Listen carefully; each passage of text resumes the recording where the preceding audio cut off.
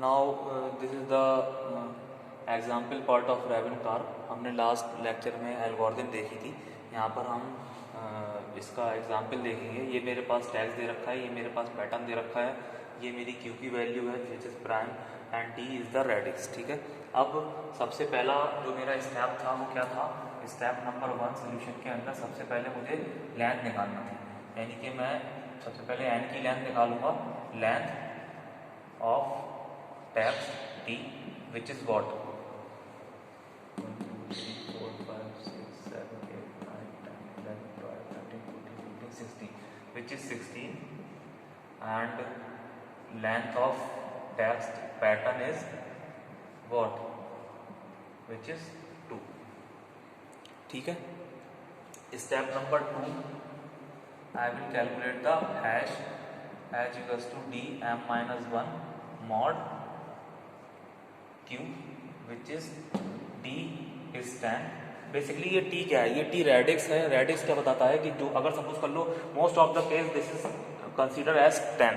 ठीक है, 10 के केस में क्या होगा कि जो भी आपका टेक्स्ट है उसके अंदर जो आपकी वैल्यूज होंगी वो 0 to 9 होंगी। आप देख लो मेरा ये 10 है, इसके अंदर सारी मेरी वैल्यू कोई भी 9 से बड़ी नहीं होगी, 0 to 9 होगी। ठीक है ना, 10 m is what 2 minus 1 mod 11 which is 10 again 10 h की value 10 I. Step 3 is what? Step 3 is we initialize p is to 0 और t not is to 0। ये मेरा एल्गोरिथम के अंदर था ही, आपको पता ही होगा। अब स्टेप 4 क्या था? Step 4 is to for I 1 to m which is 1 to 2 m is 2 here m is 2 here। ठीक है, अब मैं क्या करूंगा? अब मुझे इस p की और t नॉट की वैल्यू को दोबारा से कैलकुलेट करना है। ठीक है, अब मैं p की वैल्यू कैलकुलेट करूंगा, p is equals to d dot d dot p plus this is small p p of i mod q। Clear है? अब मैं ऊपर का रफ कर देता हूं। ठीक है ना, ये फॉर्मूला मेरा आप ध्यान रखिएगा, p 0 है। ठीक है ना, ऊपर का वैल्यू मैंने रफ कर दी। अब इस p is equals to d, d is what? d 10 था मेरा, p की वैल्यू मेरी इनिशियली 0 थी, plus pattern of i is what? i is 1 and mod 11 this will be 0 plus p of 1 what is 2 mod 11 this is 2 mod 11 which is 2। यानी कि मेरे पास नई value जो p की आई है वो क्या आई है? नई वैल्यू p की आई है मेरे पास 2। तो इसको मैं लिख लेता हूं यहां पर कहीं, इसको रफ करता हूं। ठीक है, इसको मैंने रफ कर दिया और मेरे पास नई वैल्यू जो p की आई है वो क्या आई है? 2। अब मैं वैल्यू निकालूंगा किसकी? t नॉट की। t नॉट की वैल्यू निकाली थी, t नॉट की वैल्यू आपने कैसे निकाली थी? d into T not plus t of i mod q। इस केस में क्या हो जाएगा? इस केस में आपका t की वैल्यू तो रहेगी 10, t नॉट इनिशियली 0 था, plus t of i, t of 1 is what? 3 and mod 11। इसको आप कैलकुलेट करोगे तो ये आपकी 3 आएगी। ठीक है ना, तो मेरे पास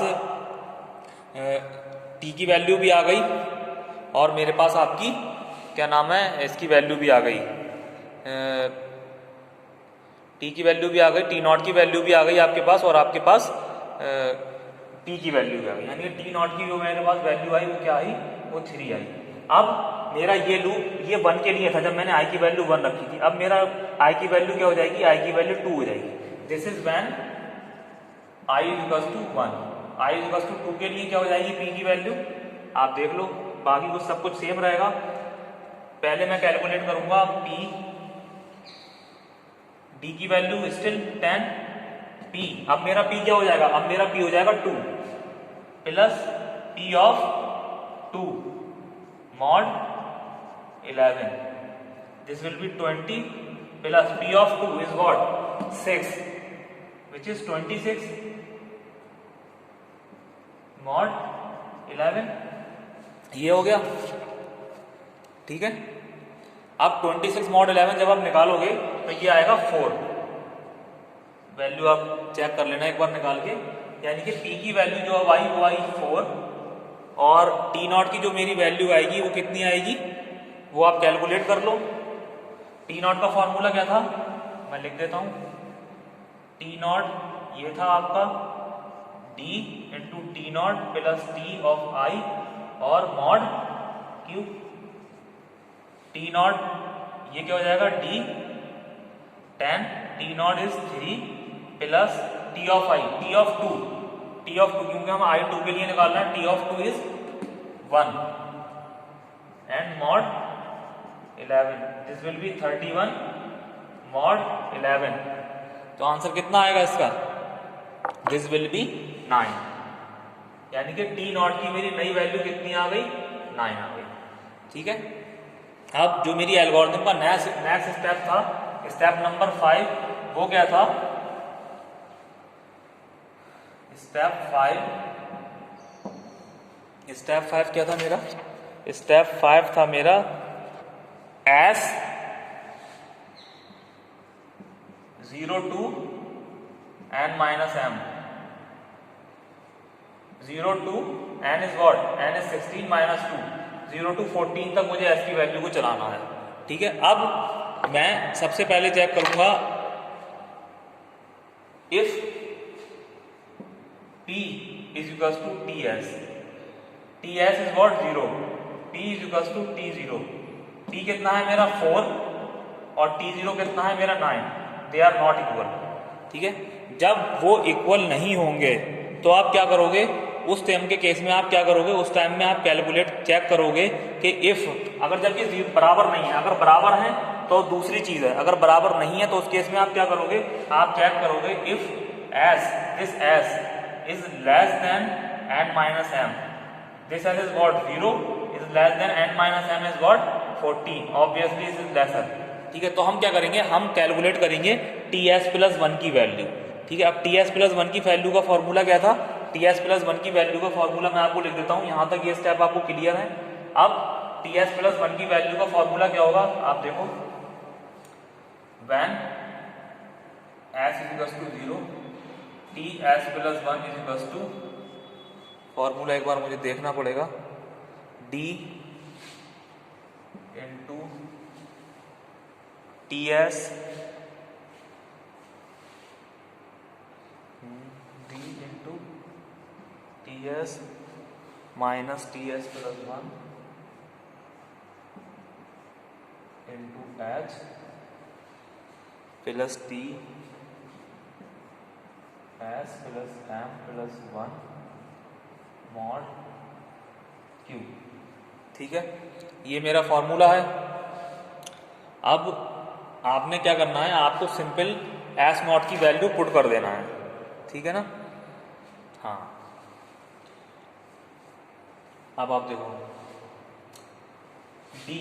डी तो मेरा 10 था ही, टी ऑफ एस यानी कि टी ऑफ 0, टी ऑफ 0 हम जब कैलकुलेट करेंगे तो मेरा पैटर्न 2 बिट का है, तो मैं इसको टी ऑफ 0 को 2 बिट लेके चलूंगा, यानी कि मैं टी ऑफ 0 को ये लूंगा 31, this is 31 minus T of S plus 1, T of S plus 1, this is 1, S plus 1। ठीक है, एस प्लस 1 मतलब T of 1, 0 plus 1, T of 1, T of 1 is what, T of 1 is 3, T of 1 is 3 into H was 10, this H was 10। अगर आप देखोगे तो T 0 plus M is what, M is 2 plus 1, M is 2 plus 1। ठीक है, mod Q 11, this will be 10 into 31 minus 30, 1 plus T 3 mod 11। Clear है, this will be t3 is what 1 2 3, this is 4, 10 plus 4 mod 11, तो 14 mod 11, इसको आप calculate करोगे तो आपको निकल के आएगा 3। क्लियर है?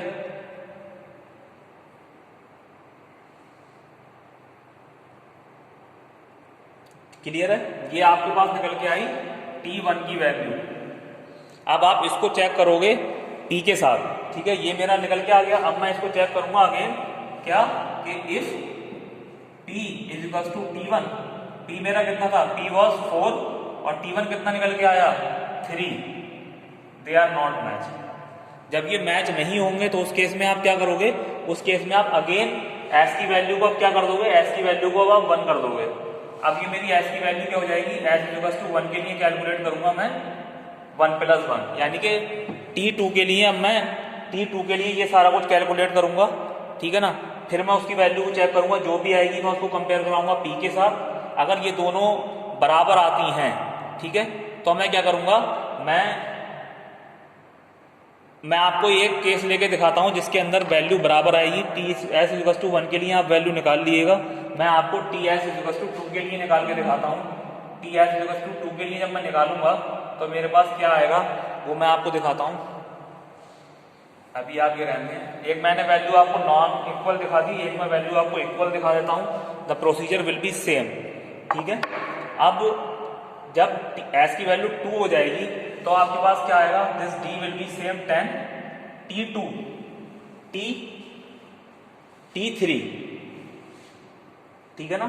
T3 के लिए आप वैल्यू क्या रखोगे, T3 के लिए वैल्यू क्या हो जाएगी आपकी,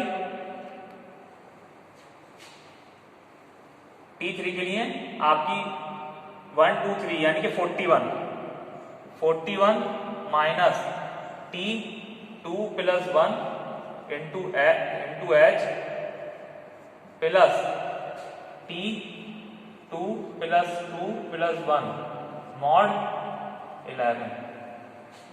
41 कैसे आया, मैं पैटर्न लेके चल रहा हूं, pattern in the sense this is 1, this is 2, this is 3, और मेरा पैटर्न 2 का है तो इसलिए मैंने इन 2 वैल्यूज को ले लिया, इस 3 के बाद वाली। मुझे 3 लेना था, T3 लेना था, T3 यानी कि मेरा T3 की वैल्यू कैलकुलेट कर रहा हूं तो ये T3 होगा। T3 में मैंने 1 2 3 इन 2 वैल्यू को ले लिया, इसलिए मैंने 41 लिया है।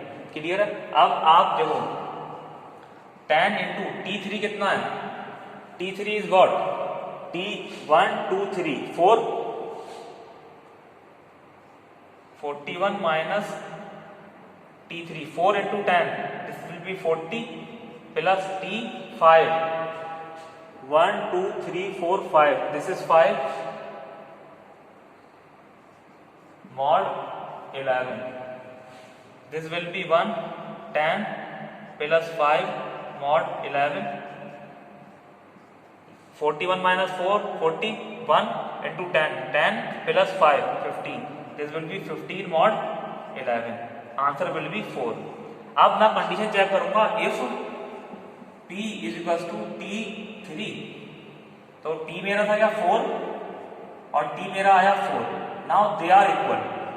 जब इक्वल होंगे तो आप क्या करोगे, उस टाइम पे आप जब मेरी वैल्यू इक्वल जब मेरी वैल्यू आएगी तो उस टाइम पे मैं क्या करूंगा, मैं अपने P जो मेरा पैटर्न था 1 to M जाऊंगा, प्लस इसको चेक करूंगा text of S + 1 up to S + M तक। अब आप देखो कैसे चेक करोगे, P1 इज 4, यानी कि पहले मैं चेक कराऊंगा किसको, T1 मेरा ये कितना है, मेरा पैटर्न मेरा 26 है, TS + 1 4 से चेक कराऊंगा, 1 2 3 4 के बाद S + 1 this is 5, this is S + 1 4 के बाद and 9, this is 59, which is not equal. ये मेरा यहां पर मेरा P और T ऑफ S की वैल्यू तो सेम आ गई, मगर मेरा पैटर्न सेम नहीं आया, यानी कि ये मेरा क्या हो गया, this is my spurious hit, spurious hit, यानी कि स्प्यूरियस हिट क्या होता है, spurious is the one in which your pattern decimal value and test decimal value will be same but your pattern is not matching. मैंने जब इस pattern को match करा तो वो मेरा पैटर्न मैच नहीं हुआ। पैटर्न को मैंने मैचिंग कैसे करी, मेरा टेक्स्ट तो 26 था ही, सॉरी पैटर्न तो मेरा 26 था, इस 26 को मुझे मैच करना था। मैं मैच कैसे करूंगा, एस T3 पे मेरा इसका इंडेक्स आया 4, मैं 4 तक जाऊंगा, 1 2 3 4, उसके बाद s+1 कर दूंगा, यानी कि मैं इस s+1 जो भी मेरी 4 था उसकी अगली वैल्यू से कंपेयर कराऊंगा। This is 5, this is 9, this is 5, this is 9, which is not same. Clear है? तो यानी कि ये मेरा क्या हो गया, this is my spurious hit. Okay sorry, एक चीज देखिए, मेरा T3 है, ठीक है ना, T3 तक जाऊंगा, 1 2 3, तो 4 को मैं कंपेयर कराऊंगा, this will B 15 which is not equal, ठीक है ना, क्योंकि मेरा T3 है, मिस्टेक हो गया, मैं T3 तक जाऊंगा, 1 2 3, उसके बाद मैं यहां से चेक कराऊंगा 1 और 5 विच इज नॉट सेम। ठीक है, अब हम एक नेक्स्ट देखेंगे जिसके अंदर मेरी वैल्यू जो है वो मैच कर जाएगी। ठीक है ना, आप इसको कैलकुलेट करके देखिएगा। मैं आपको नेक्स्ट वैल्यू के लिए दिखाता हूं विच इज S3। S3 के लिए जब आप कंपेयर कराओगे तो क्या आएगा, S3 आप कैलकुलेट कर लेना, मैं आपको बता दे रहा हूं, बस मैं आपको कंपेयर करके दिखा दूंगा। S3 में मेरा यहाँ पर TS+1 होता है, तो T की जगह मेरी 3 आ जाएगा +1, यानी कि T4 के लिए मैं कैलकुलेट करूंगा। ठीक है ना, जब मैं T4 के लिए कैलकुलेट करूंगा, S की वैल्यू मेरी 3 है, तो उसके अंदर मेरी P की वैल्यू क्या आएगी, P की वैल्यू मेरी आएगी 4 और T4 की वैल्यू भी आएगी, P की और T4 की वैल्यू क्या आएगी, P की 4 तो है ही, T4 की वैल्यू भी कैलकुलेट होके आएगी 4 विच इज सेम। अब मैं क्या करूंगा, मैं पैटर्न 1 to m तक चेक करूंगा और इसको चेक कराऊंगा टैक्स के S+1 अप टू S+m तक, सॉरी S+n तक। ठीक है, S+n तक मैं चेक कराऊंगा। ठीक है, अब P मेरा क्या हो गया, P इज 4। ठीक है, यानी पैटर्न तो मेरा 26 है ही, इस 26 को मैं क्या चेक कराऊंगा, S3 के बाद से चेक कराऊंगा। यानी कि अब आप देखो, S0 से था ना, 0 1 2 3, ठीक है, एंड T4 है ना, सॉरी 0 1 2 3, सॉरी हाँ 0 1 2 3 4। ठीक है, अब मैं इसको S3 तक चेक कराऊंगा, तो उस केस में क्या होगा, 0 1 2 3, ठीक है, 4 and 5, यानी कि this will B 59। This is again not match. जब मेरा मैच नहीं होगा तो मैं फिर क्या करूंगा, फिर मैं S+1 के लिए फिर से कैलकुलेट करूंगा। ठीक है, जब मैं S+1 के लिए कैलकुलेट करूंगा तो अब मेरी नेक्स्ट वैल्यू क्या हो जाएगी, नेक्स्ट वैल्यू मेरा मैं कैलकुलेट करूंगा S4 के लिए। ठीक है, S4 के लिए आप निकाल के देखिएगा, मैंने ऑलरेडी निकाल रखा है। ठीक है, इसमें भी मैच नहीं करेगा, फिर मैं कैलकुलेट करूंगा S5 के लिए। जब मैं S5 के लिए कैलकुलेट करूंगा तो मेरी वैल्यू क्या आएगी, ये तो मेरी दिस विल बिकम T6, क्योंकि S+1 हो जाएगा, इसकी वैल्यू 4 आएगी, इसकी वैल्यू भी 4 आएगी।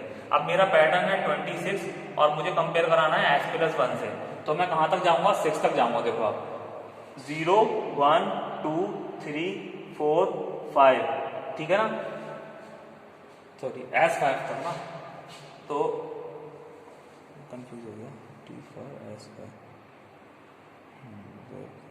मैच विद S6, हाँ S6 से मैच कराऊंगा ना मैं, हाँ S5 है ना, तो 0 1 2 3 4 5, ठीक है। अब दिस इज S5 तक आ गया, मैं S6 से कंपेयर कराऊंगा, क्योंकि मुझे S+1 करना था, मैं T6+1 नहीं करूंगा, मुझे S की वैल्यू को इंक्रीमेंट करना है बाई 1, तो S मेरा कितना है 5, मैं S6 से उसको कंपेयर कराऊंगा, तो S6 क्या हो जाएगा मेरा, S6 will be 2 and S7 will be 6।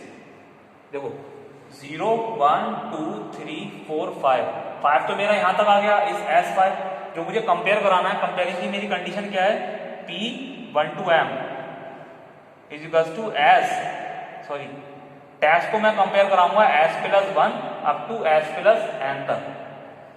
ठीक है, S+1 क्या हो जाएगा मेरा, S तो मेरा 5 था, 5+1 यानी कि ये हो जाएगा T6 से कंपेयर कराऊंगा और T7 से कंपेयर कराऊंगा, तो T6 क्या हो जाएगा, T6 इज 2 और T7 इज 6, यानी कि at S is equals to 6 पे pattern match at S is equals to 5 पे मैच किया, ठीक है। आपका जो पैटर्न मैच हुआ वो कहाँ मैच हुआ, पैटर्न मैच हुआ एस इज इक्वल्स टू 5 पे। जब आपकी एस की वैल्यू या आपका कह लो लूप, जब एस वाला लूप आपका 5 तक पहुंचा, एट दैट लूप आपने उसको मैच कराया एस प्लस 1 के साथ और आपका पैटर्न जो है वो मैच हो गया। यानी कि आपका जो पैटर्न मैच हुआ वो एस की इंडेक्स किस पे हुआ, एस के इंडेक्स 5 पे आपका पैटर्न मैच हुआ। तो this is how you will perform Rabin-Karp algorithm by using example. ये आपका एग्जाम्पल था, इस तरीके से हमने इस एग्जाम्पल को सॉल्व किया।